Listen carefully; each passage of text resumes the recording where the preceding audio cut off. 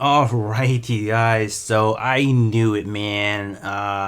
Banco, they sneak in another limited unit on the intra month. So yeah, so we got ourselves a supposedly New Year's unit. We do have the, what is it, fireworks in the back. So we got the RX-78F00, the high mobility type. So yeah, so we got this guy right here. So I am just gonna outright tell you guys that this could be a skip for a lot of people, but if you guys are looking for a high damage dealing unit that is a bombardment class, this one is going to be the one for you guys. But if you guys want to be patient enough, you guys want to wait for the 1.5 anniversary when we are getting the red bombardment full armor unicorn NTD. Be my guest and wait for that one.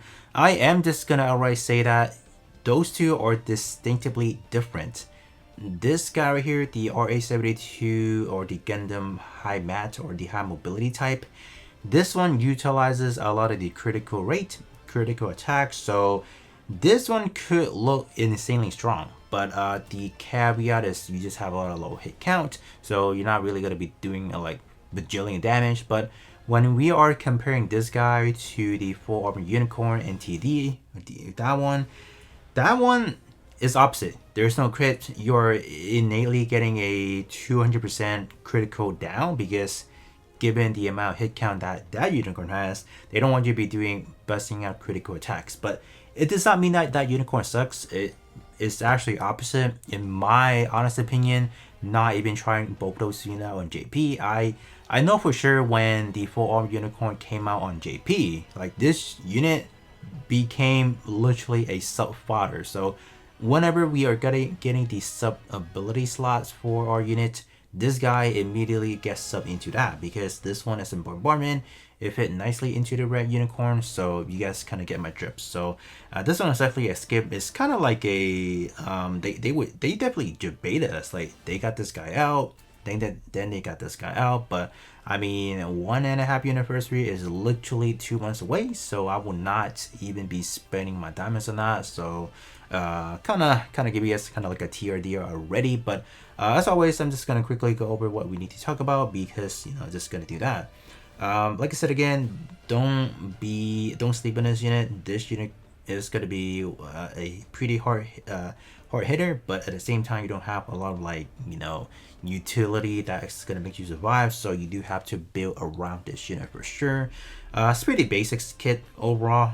Just gonna be doing to one target enemy 646 attack damage, and then to self increase beam damage by 60%. So kind of like your standard package nowadays. You have EX skill damage and you are going to be able to increase damage to yourself, so that's kind of cool actually. We'll skip over transcendent skill. I mean, we can see everything as it is right now, so that is how short and simple the kit is. When battle begins, increase beam damage by 22%, so that's actually it is going to come in handy. As we take a look at skill 2, you don't have the extra 58% normally that you will see from both the effects when you have above 180%. What this one has is a 58% critical rate increase. So this unit, even without relying on Easy 8, should be able to effectively get its own critical attack going on. So that is the benefit of this unit. It does not rely on Easy 8. If you guys do not have Easy 8, then this unit could still be doing monstrous damage without that. So that's kind of good. So you're getting 58% critical rate and increased beam damage by 58. So they kind of have that trade up right there. So the main goal for this unit is definitely trying to stay above 100% HP. If else, you are losing that right there. So that is going to be very important, obviously. And going to the transcendent skill, we do have the casual 25% increased accuracy and critical attack up by 36%. Wow. Yeah, I mean, it is going to be pretty insane. Not a lot of units actually has built-in critical attack just like that. So this unit is pretty good. I think Gundam does have it as well. And what is it? Double Zeta. So I took that back actually. Some unit does have it, but yeah, it's overall pretty good package. You have your own critical rate and critical attack, so you are definitely self-sufficient, being able to do high damage without support. So that's definitely good. So if you guys want to summon it for it, feel free to do that. I mean, it's definitely a pretty powerful unit for PvE content. Not really for arena, I would have to say. Arena is, I will not go that route because you would get melted by Xeon literally frame 1. So yeah, definitely wouldn't do that. Didn't mean to click that. This one definitely does have protagonist. Oh, does not. Oh, hold up. Wait a minute. So this unit does not have protagonist. So you're not gonna get the extra, what is it, EXQ damage taken from Xeon. So that's cool. Good to know that. But yeah, I mean, either way, I wouldn't summon for it because Xeon, like a lot of other blue element units, can definitely trash this unit real quick. So I'm definitely not gonna go that route. In terms of armor array, what are we doing here? So 2 different stacks of 15% up to 10 times, so 300 rank sets were there. So pretty typical stuff. Obviously, it's gonna be rep and bombardment, so it is gonna fit into a lot of like red and bombardment in the future, which is gonna be the unicorn. Other than that, I don't think there's any other rep bombardment that I can think of even on JP. So I mean, it's still a decent pilot to get. Gundam type high mobility, at least 3 up to 4 are pretty common, so that's good. Increased critical rate up to 32% from both of them. That's pretty good.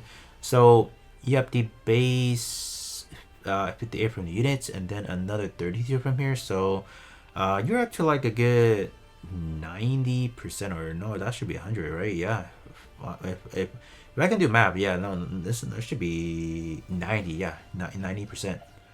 Yeah, I mean, it's pretty good, or no, it's 100. So if you are getting a base 100% critical rate and you do have the critical attack, I mean, yeah, this unit should be doing some solid damage. But as always, I'm just gonna reiterate this every time I'm doing these review now on, because I'm saying we are at the period where every units that they're trying to release for S Global are meant to target wallets, because they're releasing a lot of like these really bait unit where like, oh, it's really good, but if you take a look at the bigger picture, there's going to be even much more better unit coming out. So they're just trying to flush out a lot of these supposedly really good unit, but there's going to be better and greater unit down the line. So yeah, I would not.